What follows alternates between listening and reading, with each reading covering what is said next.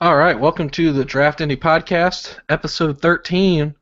We're moving along, and today is a kind of starting. You really, it's draft season, and it's starting to hit you more, and the timeline's starting to explode. The draft Twitter timeline's exploding with all this kind of stuff, and it's a fun time. So we're going to talk about a couple things tonight. We're going to maybe talk about the national championship game, which was just last night, and kind of fresh on everyone's mind. Maybe we can talk about some people who impressed us, who didn't impress us. We're going to talk about some Colts, the known Colts coaching changes, which I only know of really one, and they're thinking about hiring some new. Chud's scheme uses different run blocking and pass blocking than the PEP system, so we're going to talk about that a little bit. And then we're going to break down two of our favorite linebacker prospects because you guys voted, and linebacker won 49% over, I think it was guard, which was almost like 44%. So it was a close vote. No love for the centers, I think. Or it might have been, I can't remember, but no love for one of them. That's all good. So a couple things first, since this is the first little part of this and everyone's fresh in their minds. Website today was completely revamped. It is 100% better than what it was. It is a lot sleeker. You can find stuff a lot easier. It's Doesn't just have got WordPress to its name. Yeah, it doesn't have WordPress to its name.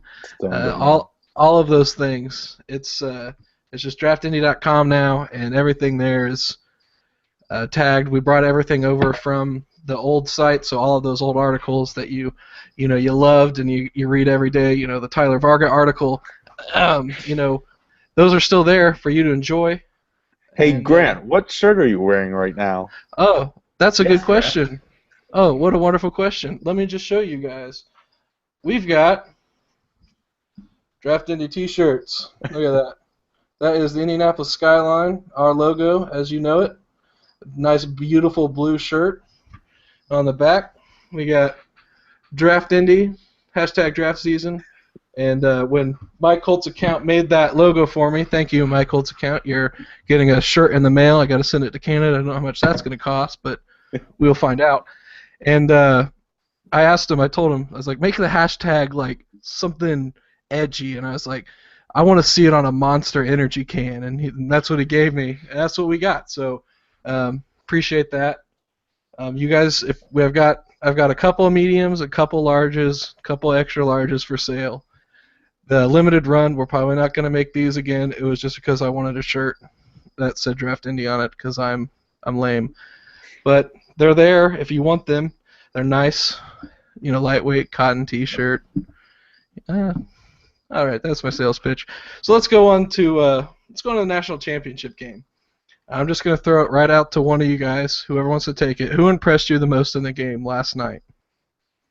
Well, a couple of guys that I hadn't really known a lot about up to that point, but flashed on screen to me were both players for Clemson, and that was number 25, the cornerback, not Mackenzie Alexander, who we talked about recently, Tankersley. Yes, Cordray Tankersley. I did not know who he was, and I believe it was a fade route to the left corner of the end zone, maybe halfway through the game that he just played really well, and when I'm looking at a player, there's always one play that they make, or there's always one moment where I realize, okay, this guy is physically capable of playing in the NFL. He took a certain step, he changed direction in a certain amount of time. He did something that shows me that only an NFL player can do. And that was that play for me. So I investigated him a little bit more, and I really do think Mackenzie Alexander is one of the best corners in this class, but Cordray Tankersley is no slouch either, and I'm very much looking forward to continuing to look at him. The other was Wayne Gallman, and I did know a good amount about him, but I'd always assumed almost that I was overlooking something because I felt that he's so productive. He makes these really nice highlight plays. He plays for a high-profile team. Why haven't I heard more about him? And I really think the answer is just Deshaun Watson. He's just so good that he outshines everybody else on that offense. But yeah, Wayne Gallman, there's not really any major flaw in his game. He's a very good athlete. Is he the tight end? No, he's the running back. Sorry. Oh, he's the running back. Sorry, I'm sorry. Yeah. Wayne Gallman, number 9, I believe. Right, guys? Yeah. That's my bad. Yeah, so I was thinking, and I don't actually, I thought that he was a second-year player, a true sophomore, but he's actually, I think, a third-year player. So he could declare for the draft, but I'm not actually sure if he's going to. If he does, though, that's definitely a guy to look out for because he would certainly strengthen what is probably going to be a fairly weak running back class, at least in the middle rounds this year. Yeah. No, you're right. Like for me, I was gonna two players for me really jumped off last night, and one you were just talking about Deshaun Watson. Holy cow! I mean, I've watched him before, but there's something special about that kid. I mean, that's probably next year's number one pick, right? I mean, I'm pretty sure that's kind of what kind of been the whole. I don't know. I'm trying to think of the mantra. Yeah, everyone's kind of saying that, and I mean I totally agree.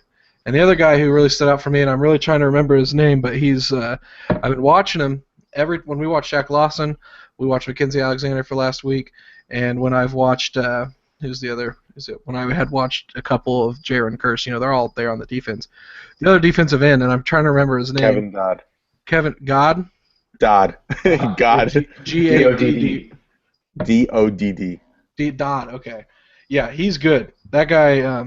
If he's a red shirt junior, so he could declare. Mm-hmm. I don't know if he's going to or not, but he would be a pretty good late round option to play, or not a late round, maybe mid to late round option to play strong side linebacker, or if he gained a little bit, he might be able to play the 5-tech. So it's actually, as you know, obviously Alabama's front seven is very impressive, and they were impressive last night. I mean, that was just a damn good game. If you missed that game, go watch it somehow. That was probably one of the best football games that happened this season, college or professional, in my opinion. Certainly the best game of bowl season, I would say. Yeah, definitely the best game. Possible exception of TCU Oregon if you enjoy the misery and suffering of others, but I do. I actually do. So. Me too. So maybe a close second to that then. Yeah. But yeah, Alabama's front seven, just almost every single person on their front seven is draftable. Jaron Reed, Ashawn Robinson, Jonathan Allen, Reggie Ragland, Tim Williams. Who's their other linebacker, number 10? Porter. It's something like that. I mean, he shows up just as much on film when you watch Ragland. I don't know. Is he draft eligible? I don't think so. I don't think so. You'd be hearing about him. But, I mean, he was making the same exact plays that Reggie Ragland was, too. Yeah. And he was actually a little faster. It's so interesting because against Alabama, you either trick their defense or nothing works at all. Yeah. No, I mean, but the thing is like, it wasn't really necessarily that they tricked him last night. It was just Watson. I mean, he was making perfect throws all night. It's just that some of them were against perfect coverage. Yeah. Yeah. Was Dodd the one that got faked out on that 3rd and 3 by Jacob Coker? Was that him? Number 98? Yeah. Maybe, I don't know. I was building the website last night, so I was hoping it wasn't Shaq, and I saw it wasn't Shaq, but I mean, either way, that's a good play together. Shaq played a good game too last night, guys. Mm-hmm. I mean, that's good for our brand, I guess. It was a hamstring he was playing off, right? Yeah. What about you, Brian? I know you just talked about the Alabama linebacker number 10. Anybody else really stand out? Eddie Jackson, their safety, played very well. And then I just saw a little when I was watching Ragland today. Eddie Jackson was making a crap ton of plays. Never really heard about him until bowl season, but he jumped out. And then I guess O.J. Howard coming into the season. We talked about we always try and find like those first couple of tight ends. For some reason, tight ends like one of those positions where we only really focus on like the first couple of them. Like we want to find that one guy, that one tight end, because there's usually only one or two that go day one, like at most. And so I think we kind of crowned O.J. Howard that guy, not really on his stats, but on like what he could be, and just because he went to Alabama. And we kind of waited all year for it, and then he exploded. And so now Ryan Grigson's going to take O.J. Howard, number 18 overall, in the first round. Look, if they didn't re-sign Allen or Fleener, and then all of a sudden O.J. Howard and Jack Doyle are number 1 and 2, That would be ideal. it might. It's not like the end of the world, I guess. That and then I would honestly love that. Are you kidding me? And then the tight end on I think you mentioned The tight Clemson end, guy. Clemson, Jordan Leggett. Yeah, He's good. Never heard about him, but I mean 6'5", 250. So people are talking him up. So I mean, besides Ohio State and Notre Dame, like that had like 20 draftable players, like or at least like 20, 25. Like that game was just loaded. This obviously had a lot. And a lot more younger talent too. Like we talk about a lot of the players that like even could be drafted now with the talent that they have, but they're underclassmen and not eligible. So it was good not only for the game, but kind of foreshadow to the future of their careers. Yeah, okay.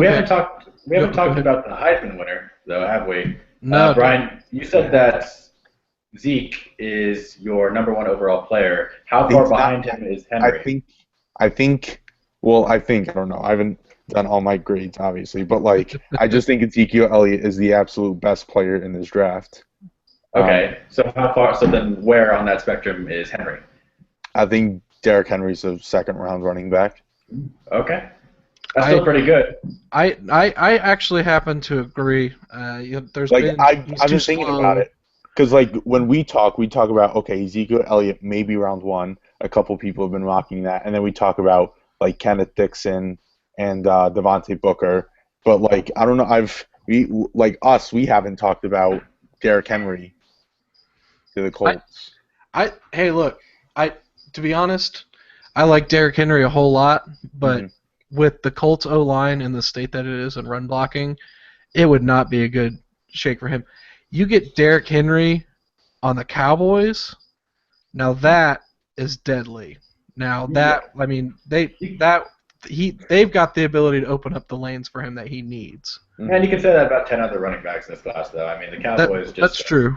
No, I agree, but like I think that like for like if you're gonna compare 2 O-lines, we've done Dallas and whatever Indy a bunch. It's not really a fair comparison, but I mean he really does. He does need not necessarily the best O-line in the league, but he needs an O-line that can get to the second level on a regular basis. To make his best plays, it's not that he needs, I think, a ton of space because he is very strong and he can navigate his way through traffic, but he needs a little bit of time, an extra step just to get that insane burst that he has at the next level. And that's really what I mean. Yeah, that we can't really give him that push that would really let him thrive. Right, but like here's the thing: if it's the 3rd round and we're at pick 18 in the 3rd round and Derrick Henry's name's called, I'm to the moon. I don't care. Like that would be awesome to me. Everyone would be like, oh my god, I'm in. Why not? The thing is, guys, and we've talked about it in the group message, and we're looking for fun players. Zeke Elliott at number 18, bring him on. That would be fun. I have absolutely zero problem if the Colts draft Ezekiel Elliott at number 18. I have no problem whatsoever. That would be the dream pick for me right now. I mean, I guess we know about my infatuation with him, but I mean, he's just that good. And Devontae Booker, Kenneth Dixon, guys like that, round 3, sure, why not? Yeah, if you're going to add one player to this offense that would just make it significantly better, it has to be Zeke. There's really no one else in this class, I think, that can do that. Unless it was like a Tunsil for some, and he's not even going to make the offense that much better. He would, but it's not going to make it seem like fun. It's not going to be fun. We're just assuming that. Obviously, so much of it is going to depend on luck. But if we have Zeke, less of it would depend on luck. Really no other player in this draft can make it that way. I am complete against day 1 running backs because it's just proven itself time and time again the value that you can get on day 3 undrafted free agents, no names. Every single team has a no name guy who's has gotten good yardage, has gotten quality production, and when you talk about it seems like every single good running back the Adrian Petersons, the Le'Veon Bells are tearing ACLs, the Arian Fosters. So you kind of have to weigh your draft capital versus, I guess, expected results, knowing like you're going to be missing like 1 or 2 years from that running back, like along with their short-term career. But like Ezekiel Elliott, like I wouldn't care at all. Not a single one. He's really good in all three phases of the game. He's a good runner, he's a good catcher, and he's a really good blocker. I mean, he would never have to come off the field. And if you imagine next year Ezekiel Elliott playing, the first, like we get a nice lead. He's played the first, second, maybe a little bit in the third quarter, and all of a sudden here comes 33-year-old Frank Gore, violent. I mean, like that would be brutal. I mean, it really would. It'd be awesome to watch, though. It's so frustrating that our running game has been as embarrassing as it has for the last few years. Every team has some no-name dude from East bumcrap nowhere. I know, you were just talking about this. It's so easy to steal production for running backs in the late rounds in the NFL because you don't need studs to get yardage. Yeah. Especially if you already have a quarterback and a really potent passing game. But we've had that, and we are just keep putting up these 80-yard, 3.2 yard per carry performances from our starters, and we end up with like a guy with 700 yards and a dude with 200 yards, and it's just we really do need a running back because Frank Gore is going to be old, and he was better than his numbers would suggest this year. Absolutely. I think Keon Fahey said, or Keon, some weird, however you pronounce his name. I don't care. He talked about, I think it was over like 200, over 300 yards the Colts have lost on the ground and holding penalties this year. Jesus. Yeah, like it was a lot. Yeah. That probably as much as the luck injury, probably more than the luck injury, is why we're getting a new O-line coach, right? I mean. Yeah. And let's like they performed well. Like PFF kind of liked them overall in the DVOA and stuff like that. Like they're efficient, or wrong word. Like their overall talent was fine, but their efficiency and the discipline was probably the biggest downfall. Yeah, and a lot of that has to come with, you've got, first week you've got Harrimans and Lance Lewis, and the next week it's Mewhort going to left guard and. Reit's getting freed and all that, all that kind of stuff. But let's kind of talk about that since we were that was kind of on the agenda. Nice little transition. So here we are, week after Purple Rainbow Monday, where everyone hugged and kissed and made up and had a really awkward press conference. We're pretty much a week removed from that, and so what we've got now is we got a new coach. A new defensive coordinator. His name is Monachino. He's got a name I don't know how to pronounce. But anyways, he's the Ravens linebacker coach. He's been there for a while. He's another one of Pagano's guys. I'm cool with it. If his purpose is to come in and groom our linebackers, cool. That's what we need. Mm-hmm. I mean, that's he's not all we need, but like that's the most important thing at this point. Yeah, and it gives you hope for someone like a Newsom, or that's really the only person with any kind of upside, I guess. Well, sure. Drafted player, potential drafted linebackers this year. No spins. And Newsom, because there's not much moving forward with the at least pass. If we want to talk about like linebackers, like pass rushing core, there's not much moving forward with that. But like, I just can't give up on Newsom yet. I can't. I can give up on the What is progression? Like, how do you define progression? Like, the opposite of what Newsom did this year. Honestly, for Newsom, progression, just being a fifth-round pick, progression would have just been production. Any production would have been progression. And he didn't I'm not going to give up because I'm stupid. I'm trying to think. Did he have a sack this year? I think he had 1 or 2. I'm looking it up. But still. I mean, he doesn't need to be a starter. He doesn't need to get 10 sacks. But we talk need about someone to, though. We can't just keep having these guys that are just okay and filling in for this imaginary elite defensive player that we don't have. We need somebody to get sacks. Jonathan Newsom, 1 sack, 1 quarterback hit, and 6 hurries on 133 pass rush snaps. That sounds good. That's not very good. That's not very good at all. I mean, I still want to move him to like linebacker, and play him off the ball. But Really? whatever. Yeah. Hmm. I don't know. I think he'd be better at that. I don't know. I think his playing style really work. I don't know. I think he's fluid enough in open space where I'd like to see him. He is do that. fast. I don't know about his decision making though. I don't know about giving him that much more responsibility. Anyways, so another thing that kind of what Garrett really wanted to talk about is, so with Chud, Chud has been known to use a zone scheme of blocking. Well, Go ahead, take it over. He's used power too. He's used fullbacks and he's run, out of the I formation and stuff. And he's also mixed in a lot of zone and outside zone, stretch, whatever you want to call it.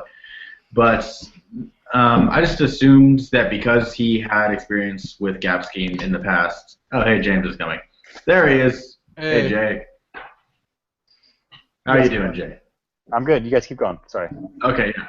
I just assumed that because Chud had at least some experience and had chosen to use gap scheme in the past to a certain extent, that we would just naturally keep the scheme we were already using, since it didn't seem like this coaching turnover that we had really constituted a total overhaul of the offense. But if we're switching schemes, that's a big deal. That changes, for us, it changes the kind of prospects that we would be looking at, both on the O-line and running backs. Yeah, less Mewhorts, more Costanzos, in my opinion, and we were kind of talking about that. Like when you look at the O line right now as it stands, you've got Costanzo, who in my opinion is more of that zone stretch guy because he's more athletic, he's faster, and not necessarily as strong as you need for the power scheme. Mewhort, on the other hand, is the opposite. He's not very quick, but he's strong, and then Harrison is Harrison, and Thornton is Thornton. And Good, the only person really, I think, Wright's probably could do either. I'm not really. Wright's is probably going to play guard or swing tackle next year, anyways, because we're going for that Ohio State right tackle, left tackle in the first round or whatever. Or Jack Conklin. Get ready. By the way, everyone who reads mock drafts. You will see the name Jack Conklin, Michigan State OT, probably 70% of the time in the first round to the Colts.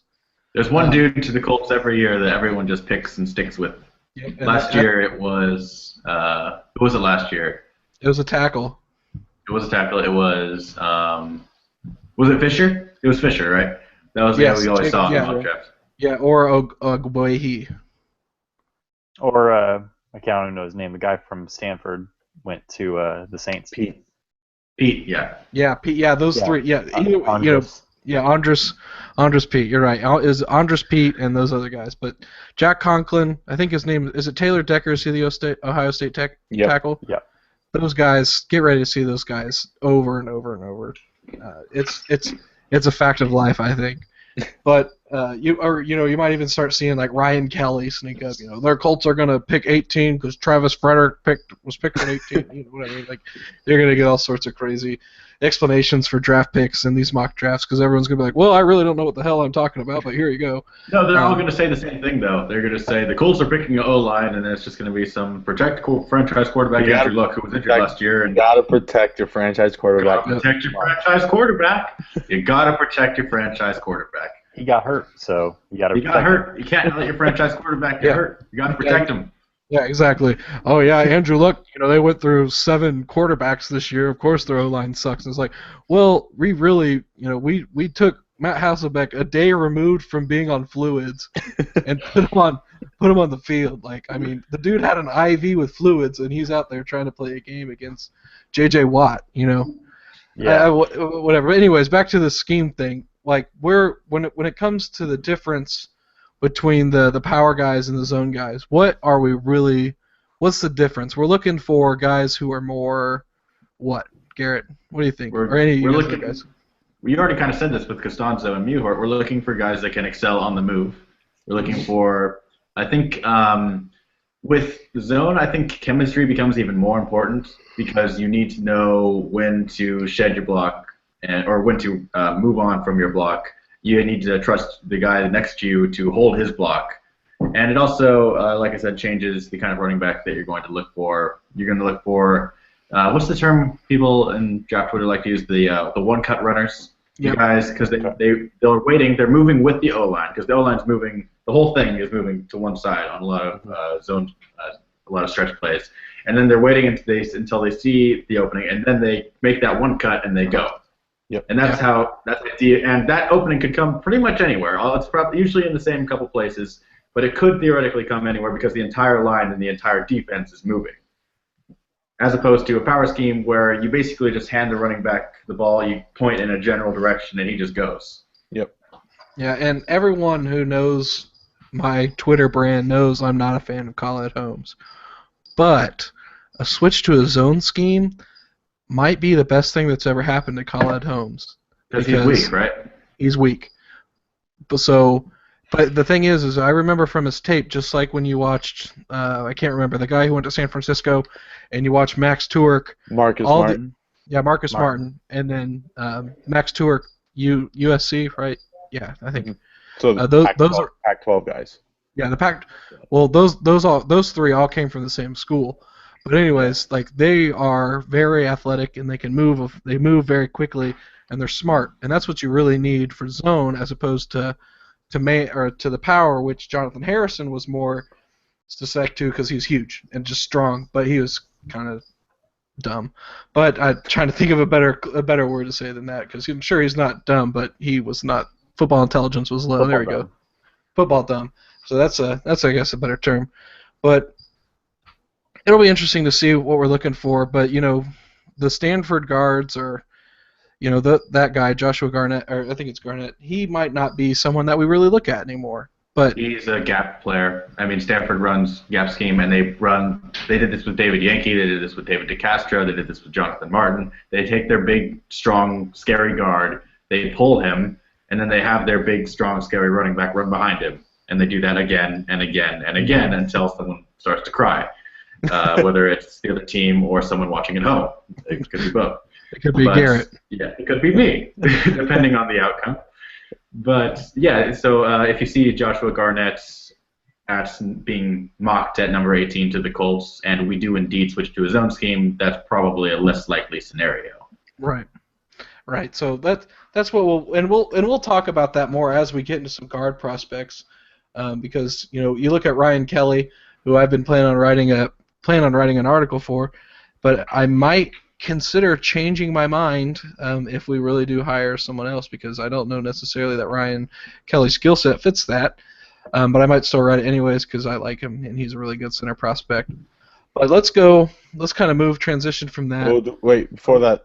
You want to just fill James in on what we talked about beforehand? Yeah. Pretty much. We talked about new website, shirts, Ezekiel Elliott's still the god, and we wouldn't mind Derrick Henry day 2. We also talked about the championship game in general. Certain guys who impressed us. Yeah, and you got to get a Draft Indy shirt if you didn't know that. I can't wait. But I guess the main point was if Derrick Henry's there, round 2, round 3, do we complain that much if the Colts take him? And we all said no. Especially if we're switching, I think, to his own scheme, because I think he is that kind of one-cut runner. He is. Mm-hmm. Are they did they officially say that they're switching or something? Well, so Chud in the past has done, as Garrett had explained, that has done some power and some man, but his offense I think is a lot more zone, and all of from really long Twitter conversation between Brent Fedek and Ryan. I can't remember his last name. Ryan. They're the one. Yeah, they're the guys who've been talking about these coaches changes this most. And apparently, all the guys that they've really been talking to are zone guys. A former Shanahan guy, a former Coughlin guy. So we'll see, I guess. Makes sense. Okay, I hadn't caught that part, so. And now you're caught up. Now I'm good. And now we're here to talk about our prospects of the week. Dun-dum. I'll get some music for that or something. We'll figure it out. Like I said, we're talking about some inside linebacker prospects for the Colts. Myles Jack, UCLA. If you're looking for his tape, he's UCL number 30. And Reggie Ragland, Alabama linebacker, Roll Tide. And before we go on, we're looking at inside linebacker prospects, And we're calling them inside linebacker prospects because with the new defensive coordinator that we have, who also comes from Baltimore, we are almost certainly not switching to a 4-3 anytime soon. Right. No. That has essentially been decided. Yeah. No. Which I that's think good. is fine. Yeah. Sure. I mean, our we're offense. good. I mean, our defensive linemen are really suited for that more than a 4-3, anyways. Everything, yeah. There's not one thing. Kendall Langford played so much better when he was with the Rams, and he was in a 4-3. Like that's why they cut him because he wasn't playing well. Kendall Langford's known for it. He played with the Dolphins What? He played with the Dolphins for the first part of his career, and that's what he was. That's why he got signed by the Rams. Mm-hmm. Yeah, Yeah. because he was really good Kendall as Langford. a 5-tech. Yeah. I mean, Henry 5-tech, Perry 0-1. Like I don't really. I mean, I talk about like really what's the difference between these schemes, but if you want to talk about it, but all of these players play better in it, and I think it's just best suited. Yeah, because you're not going to line David Perry up in as a 3-tech, and he doesn't have penetration. He just doesn't. He does on a center 1-to-1 when he beats the hell out of him, but he doesn't. I don't think that he's necessarily quick enough to get in like an inside gap on the shoulder of a guard. But anyways, go ahead. So yeah, he's right. You know, we're 3-4 defense is here to stay, and of course, we played probably nickel 60% of the time, which means you have a 4-man front anyways. So it's not the difference is there, but it's not a 3-tech, a 0-tech, a 5-tech, 2 inside linebackers and 2 guys off the edge. Like when we run a 3-4, it's not that every single play. We can cut that bullshit out and pretend like that's what happens every single time. Same with the 4-3. If you want to understand the Colts defense schematically, then it's best you don't need to look at the distinctions between a 3-4 and a 4-3 so much as the distinctions between the kinds of fronts that they use, the kinds of nickel packages. Mm-hmm. And if you want to go that in depth, it's fine. We're not going to do that on this podcast. But I think most of our listeners understand what we're talking about right now. Yeah. If you want, if our nickel package is a 4-3 under, I think is what I think it's a 4-3 under with the one gap. I think the under means the one gap from the shark side. But anyways, that if you're looking at that's if you want to go read about a 4-3 under, there's our nickel package. So anyway, he's BRB. All right. So anyways, let's talk about Myles Jack versus not really versus. I don't really like that, but if we're gonna talk about him, you got to put one above the other. And for me, and Reggie Ragland, and for me. You watch the tape, you put the tape on, it's clear to see who's better. It's Myles Jack, and it's not really close in my opinion, but they're both really good players. But Myles Jack's athleticism is insane. This dude, if his meniscus is healthy, just injury disclaimer on him, his meniscus was it torn? Yeah, partial tear. So that's not really easy to come back from, but it was about a month ago or 2 months ago. It was in September. I don't imagine we see him for the combine, but he might be able to get a pro day in before the draft. Yeah, no, I think there was a lot of optimism that he will work out, like in some way or some fashion. He's working out. Okay. And there's almost no worry like day one of the NFL season next year for him. That's perfect because if he's somehow there at 18 and Grigson doesn't draft him, I would be a very sad person because he's a playmaker in every sense of the word.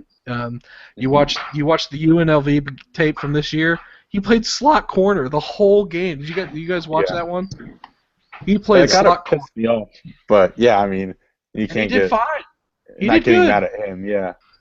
And then the next game, Yeah, well, I want to going back even to last year. I know one of the tapes on Draft Breakdowns, Kansas State, and he did the same thing too. But I think I don't know all the plays. There wasn't a lot of plays against Tyler Lockett, but he did go one-on-one against Tyler Lockett from the slot, and like that's just amazing from a linebacker. And I know he had a big interception in that game where it was like 20 yards down the field, and he cut off the route perfectly. So, I mean, he's Jack of all trades. He really is. We're gonna read that probably 100 times. But we already have.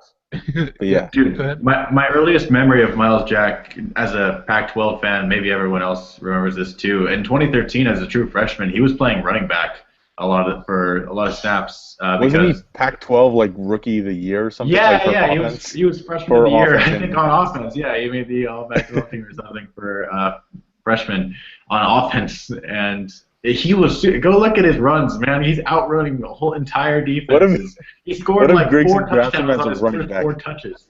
I don't know. That would be fine. He could probably still do that at the next level if he wanted to, but I think he wants to be a linebacker. It's probably a safer occupation, frankly, in this day and age. Definitely. Safer, better money. Yeah. Like, what if Brigson tells Goodell Myles Jack, running back, UCLA? It'd be. I think you'd get Mike Mayock or I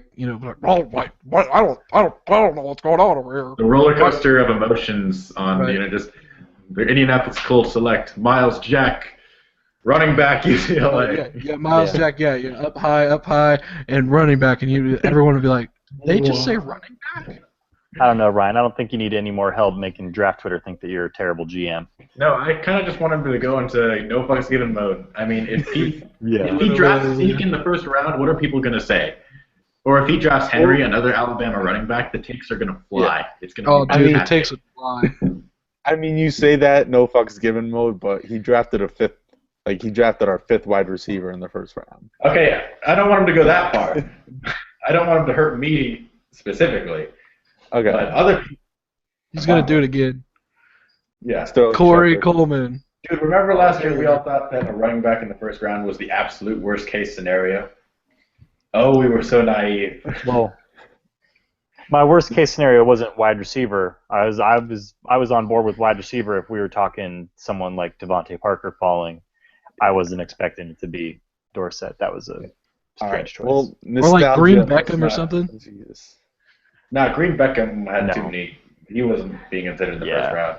Well, that's I don't think any of us expected if it was a wide receiver to be sub 5'11", 4.3 runner. It's not what we expected. I mean, this was before we signed Andre, wasn't it?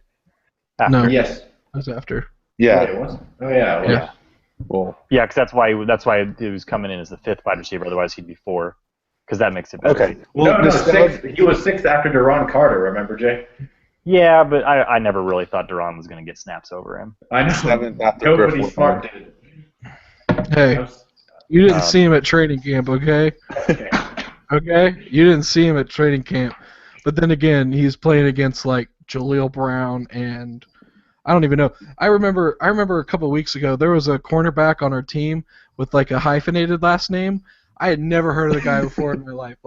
That's how much I stopped really caring about I kind of stopped caring about the season. But I mean, man, I forget his name, but I just saw his name and was like, who the hell is this guy? And why is he why is he playing right now? It's because our cornerback depth was so great. Well, if I can make this point for the 3rd time, nostalgia aside, I think Myles Jack, obviously at 18 is a great pick. But something I'm thinking about is the way that you see him played. Would he necessarily be playing the same role Clayton Geathers is now? He could, if he felt like it. When I thought about that, he could do whatever he wants. Yeah, but then when I thought about that point, it's like, okay, I have that point, and then it brought me immediately back to Philip Dorsett. People oh, it's T.Y. Hilton. You just drafted a 2nd T.Y. Hilton, and it's like, oh, well, that's not a bad thing. So it's not necessarily a bad thing then if we draft a 2nd Clayton Geathers, just a lot better, because although they may be playing the same role with that talent and versatility on the field at the same time, that's not really an issue. I'm not on board with that comp. I don't think they would play the same role on the field. I don't think they'd play the same role at all.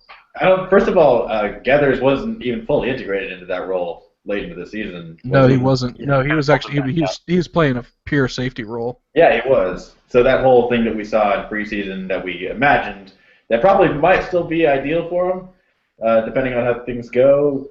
That didn't really materialize for him. Yeah. So if we were to draft, I like Jack in the box. Okay, that's. Hey, all right, too. It's anyway, good. but it just played so much coverage. Like he didn't play in the box, like near the line of scrimmage. Like he did well at it, but is that his forte? Is that him moving forward? Because I don't want to get into this whole, is he a safety, is he a linebacker, Shaq Thompson deal. No, don't. Let's not go there, please. I can't do this again. There will be no question with Jack. He's a linebacker. 10 times as physical as Shaq was. You can see him come off the edge, and I was watching games yesterday. He completely leveled some tackle that was trying to set the edge on him, and that's not Shaq's game. Yeah, his athleticism really just makes him, and he's got really good instincts too. I mean, I just wanted to make one that hell of a point player. Make that point with in the box safeties, and when you talk about only playing in nickel and bringing another guy up, whether that would cause any concern. Well, he can play with man coverage with almost anybody on the field short of Deshaun Jackson. So yeah, if you want to put him in that position, you can go ahead. That can make you more versatile in your nickel packages. But his speed, his athleticism is just as valuable close to the line of scrimmage, I think. And I think we can use him more effectively there. Yeah, but he's good. I think he's really good against the run too. He's very. Yeah, exactly. That's why I think. He's mean, man. He is. I think he's an all-around player. Yeah, I mean, he's probably going to go high. He's probably not going to be. He has great leverage on his blocks. I don't know. Like I told this to you guys beforehand. Like he looks a little smaller than last year. I don't know if that was just something, but like he's still getting leverage on his blocks. Like, and when he hits like hard and aggressive, and he's just like tenacious with it. Like he just goes up to the lineman and just like smacks him, and he moves the guy back. So. Or not even move him back, but he's able to disengage really quickly. So, like, that's why he can play so well in the run game. And he's just so aggressive and physical at the point of attack with either the ball carrier or with a blocker, and he can play in pursuit, too. I guess all we're saying is that Jack is just so athletic that we're afraid that no matter where we're putting him, he could be better somewhere else, which yeah. That's a good problem to have. Yes, yeah, it's a very good problem. Draft athletes and prosper. Yeah. So let's move on to our other guy, Reggie Ragland. Who wants to go first? I'm reserved. Go ahead. If Jack's off the board, I have no problem with Reggie Ragland going 18th. No problem. I tweeted this earlier. No problem with Alabama number 19 going to Indianapolis as number 18 overall pick. I think he played well in coverage. I know I was tweeting out a crap ton of vines today of him, but there was a lot of games of him, so there's a lot to see. He's a great tackler. Like there's so many plays where you see he's not the fastest guy. His footwork's kind of slow, so he has to take some weird angles sometimes to like compensate for that, and so he kind of finds himself at like disadvantageous positionings. But he just makes these great tackles, like shoestring tackles behind the line of scrimmage or near the line of scrimmage or 2 yards short of a third down, which is huge. So I like that. He's a clean tackler, and I like his zone coverage. There was one play where I was just kind of confused. Even a couple plays where it seemed he was kind of confused, but looking more back at it, watching the replays, it was more of what the defensive play calling was, not him. So I like him in zone coverage. But I guess the biggest part is just he doesn't have that great change of direction, like working sideline to sideline as Jack is. And of course, Jack's elite in that category, but you want someone who you're spending your first-round pick in to be elite in as many categories as he can. But besides the lack of top-end speed, not the highest motor, but I think he's overall well. And one thing that I saw with him, too, that I really, really like is when he takes on blocks, like he's physical going in, but he also kind of stays back a little bit so he never gets driven off. Like when a guy comes up, like he'll go back and he'll almost juke out like the defender, and like so when he goes back, he's able to like push forward again. It's something weird. Like he plays on his heels, and it's not something that you really like to see from a player, but like he makes it work. Like you guys get what I'm saying? Like you wouldn't recommend it. It's like, oh, I don't recommend it, but if you do it well, then like go ahead, like fuck it, just do it. And so like that's what he does. Like he's just able to avoid getting mauled by blockers. And I said that however he does it, it works. I said to someone that he looks kind of like a matador because he gets in front of an offensive lineman at the second level, and you're like, "What are you doing? You're about to die!" And then he just gets around him really well. And I think he is actually a very good short area athlete. I think he's got decent acceleration. You're right, his footwork isn't what it could be, and his top end speed isn't what anything close to what Jack is on. But Alabama, they were playing him on the edge in a lot of plays, and that was for a reason because he is a very powerful and explosive short area athlete, and that does show up playing as a linebacker too. He can get he can find the ground.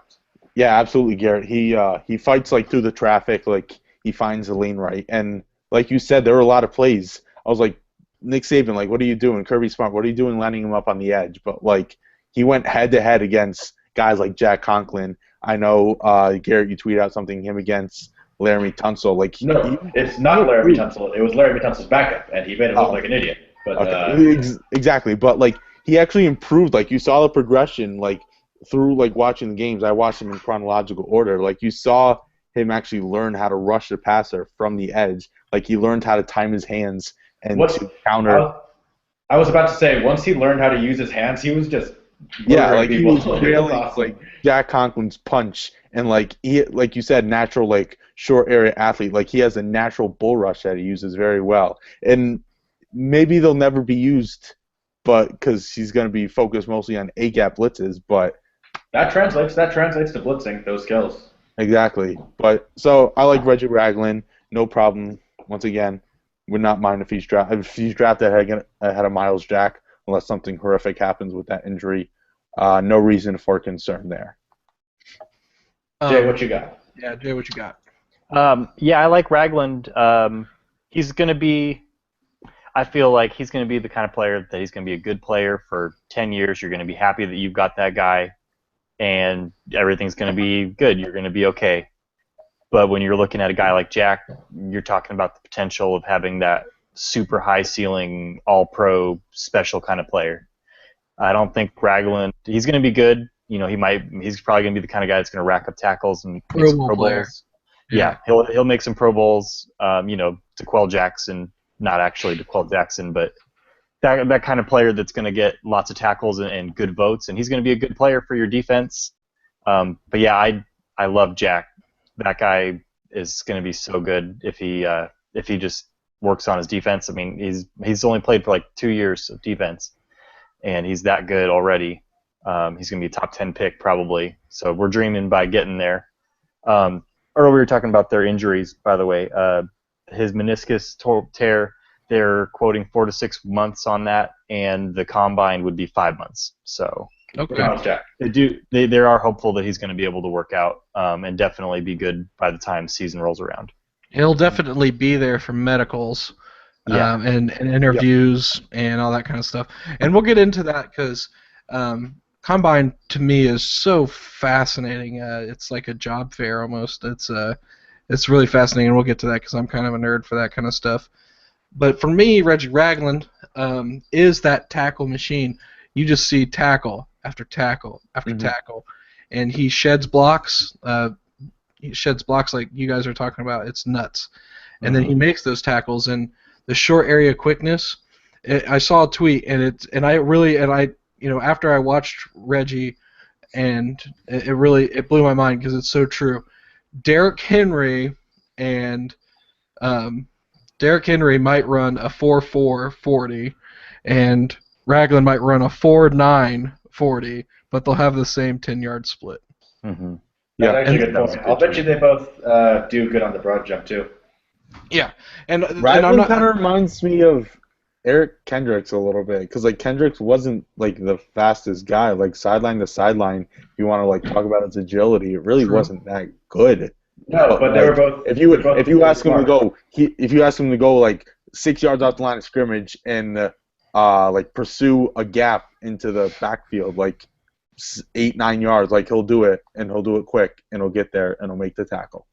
Well, the thing is, they're both really smart players. I think they know what to do. Like I saw a couple plays where I thought, okay, I've seen NFL linebackers get fooled on plays where Ragland does not get fooled, and I think that he is also a more powerful probably more explosive athlete than Kendricks. I would probably have him as more highly rated than Kendricks if they came out the same year.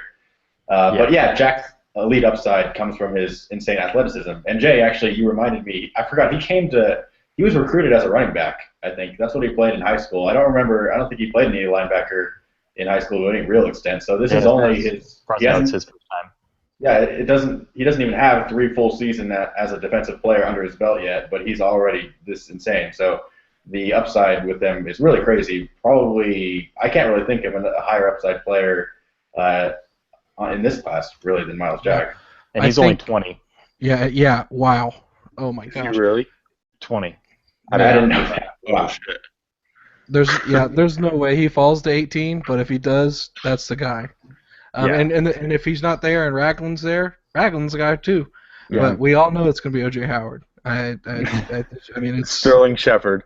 Yeah, or Will Fuller. The funniest thing with Ragland and Jack to me is that Ragland is a perfect fit for the Colts scheme. Like, this is the guy that the Colts coaches would want. He's a perfect fit for the 3-4 playing inside. And, this is a better Denzel Perryman, like we were talking last year. We were joking that he was going to be the first-round pick. And in every way, Jack would be the right pick. We were actually Garrett and I were talking about it before you guys got on. We were looking at Denzel Perryman. So Denzel Perryman has on the season a +9 grade from Pro Football Focus. Okay, he got that in 4 games. He's got a +11 run grade, but a -3 pass grade, and that is exactly what you saw on his tape. Yep. So as we know, tape don't lie. And players don't change. I want to ask you guys something, though. How much do you value coverage ability in linebackers, especially if they have proven competence or even beastly in run defense?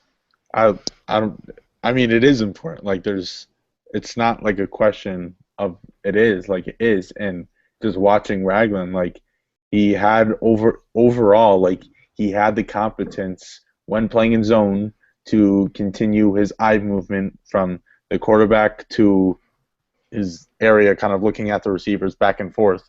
And I think overall he did it very well. He rarely gave up like actual passes in his zone. Anyone else? I know that. Sorry. Go ahead. No, you're good. Okay, I know that lots of people have been getting on this now again this year. How much do we overrate prospects, especially because of Kendricks last year? He was the guy that was going to be the ultimate pass coverage guy, and then he drops to like the middle of the second. I still value it. I think it's a really good, important quality, especially, you got tight ends becoming bigger.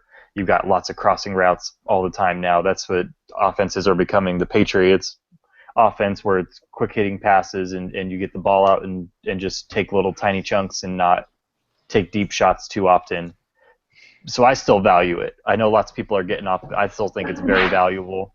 But yeah, if you value it, then you definitely want Jack. Ragland's good. He's got good instincts and he's really smart. You can tell. It shows up. You can tell how much he studies. But there's going to be times, especially in nickel packages, they're going to have to probably take him off the field at times, and that could be an issue because if there's any improvisation or really wide open spaces, his lack of speed can show up at times. I agree, but I mean, with Jack, I don't know that you're. I mean, with both of these guys, the coverage ability doesn't really. It's good. Not problematic. It's not problematic for either of these guys. For some people, it is problematic. But I think, if you've got, like, say, let's talk, just specifically Denzel Perryman. Really good against the run, really bad against the pass. Or, no, everyone's from it. Will Jackson, this year, very good against the run, very, very, very, very poor against the pass. Was DeQuil Jackson a good linebacker for the Colts this year? Yeah, he was. He was, yeah. But did they put him in the positions to cover a lot? No, because Freeman was having one hell of a year, and that's what he's better at that, and so they gave him those opportunities. So it's it's really about how you use them. If you need a rolling ball of butcher knives linebacker, DeQuil Jackson worked. He's just fine. But if you need someone who's light on their feet, ballerina, whatever, Freeman was good, but both these guys are going to fit into that. They do both very well. They're both very complete linebackers. And so we've gone about an hour, but we've talked. Those are two. Holy crap! Yeah, it's gone by pretty fast. But here's the thing: we talked about Myles Jack and Reggie Ragland. There's two other considered top linebacker prospects. Let's say off the ball linebacker prospects, if you want to get technical or whatever, who are pretty high up. Jalen Smith out of Notre Dame. We did not discuss him today because his injury is very significant, and he might not be ready for the beginning of the season. But he's good. If you ever got a chance to watch him, he's very good, very athletic. But if he's drafted at 18, it's not as fun. But I'm not complaining because he's a very good player. But his injury is a concern because it was an ACL and an MCL. And the other guy who we were going to talk about tonight was Darren Lee out of Ohio State.